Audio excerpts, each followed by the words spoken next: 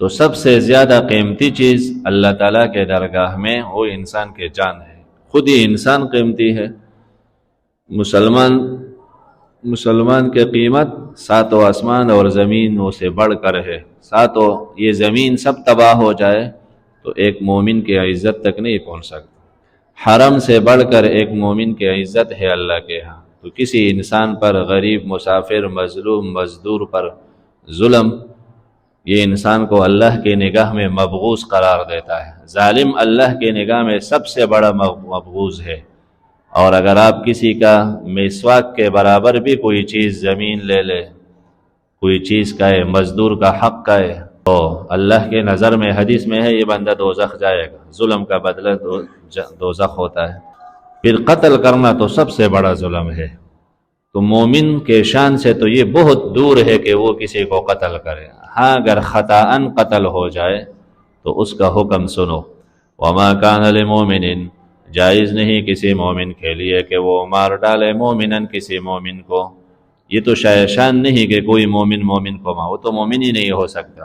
الا خطاً، مگر یہ کہ خطا سے ہو جائے تو خطا کا پھر ومن قتل، جس نے قتل کیا کسی مومن کو خطاً، خطا کے طور پر، خطائی سے، تو کیا فاسمعوا حکمہ، اس کا حکم سنو۔ حکم کیا ہے؟ فتحریر رقبۃ مومنہ، کوئی مومن کسی مومن کو قتل خطا کرے۔ خطا کے پھر کئی صورتیں ہیں۔ ایک تو یہ کہ ہوائی فائرنگ کر رہا تھا، مارنا مقصود نہ تھا کسی کو، وہ کسی کو لگ گیا۔ گاڑی چلاتے ہوئے ایکسیڈنٹ، تو کوئی ان کے ہاتھ سے مر گیا، وہ مارنا نہیں چاہتا۔ یا کبھی شکار کو بندہ مارنا چاہتا ہے، درمیان میں اچانک آدمی آیا، اس کو لگ گیا، یہ بھی ہے۔ یا کسی کو کافر سمجھ کر کہ یہ کافر ہے، ان کے خلاف جہاد ہے، اور وہ مومن نکل آیا، مارا، بعد میں پتہ چلا کہ تو اپنے آدمی کو مارا ہے، تو ارادے میں خطا تھا، اس نے ایک سمجھا، وہ دوسرا نکل آیا۔ اس میں یہ بھی داخل ہے کہ ماں ہے تو رات کو اس کا خیال نہیں ہے اور بچہ نیچے آئے تو خطا ہے۔ تو ایسے سینکڑوں صورتیں ہیں قتل خطا کے، کہ ارادہ نہیں قتل کا اور کسی کو لگ جائے، یا کسی کو چیز کو اور سمجھا، شکار سمجھا، کافر سمجھا، اور وہ مومن ان کے ہاتھ سے قتل ہو گیا، تو اس کا حکم کیا ہے؟ جو مار ڈالے کسی مومن کو خطا کے ساتھ، فتحریر رقبہ، تو لازم ہے اس پر آزاد کرنا، رقبۃ مومنہ، ایک مومن جان کا، مومن غلام آزاد کرے۔ اس بندے نے دو نقصان کیے، ایک تو ورثہ کا نقصان کیا، آدمی مارا، دوسرا محمد علیہ السلام کا نقصان کیا، اس کی امتی کو قتل کیا، تو ڈبل نقصان ہے۔ تو ایک تو یہ ہے کہ کسی دوسرے غلام کو آزاد کرے، تو یہ اس امت کا بدلہ ہے۔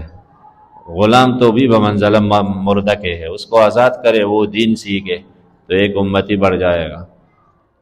اور جس کا ورثہ کا نقصان کیا ہے، جس کا بھائی مرا ہے، تو ان کو دیت دے دے، فتحریر رقبہ، تو آزاد کرے رقبہ مومنہ، ودیتن، اور دیت، خون بہا، دیت خون کا بدلہ، مسلمتن، جو حوالہ ہوگا، الی اہلہ، مقتول کے اہل کو، مقتول کے رشتہ داروں کو۔ اہل کون ہے؟ جن پر میراث تقسیم ہوتا ہے، باپ ہے تو ان کے بیٹے ہے، بیٹیاں ہے، وہ اہل ہے۔ الا ان، مگر یہ کہ یصدقوا، وہ صدقہ کرے تو الگ بات ہے۔ صدقہ معنی اگر ورثہ کا ہے کہ آپ کا بھی تو ارادہ مارنے کا نہیں تھا، بس لگ گیا گاڑی سے، اور وہ کہتے ہیں ہم آپ سے دیت نہیں لیتے، تو ان کی مرضی ہے، وہ معاف کرے۔ پھر دیت میں کیا دینا ہے؟ تو آپ علیہ السلام کے دور میں ایک صورت تو اونٹوں کے شکل میں تھا، تو 100 اونٹ دے رہے تھے، تو 100 اونٹ کا قیمت دے رہے، یا 100 اونٹ ہے، کوئی اس کے کیا ہوتا ہے سونے کے صورت میں دے دیتا تو 1000 دینار دے دیتے، اس وقت دینار سونے سے بنتے تھے۔ کوئی چاندی کے شکل میں دے دیتا تو 10,000 دراہم دے دیتے، درہم چاندی سے بنتا تھا۔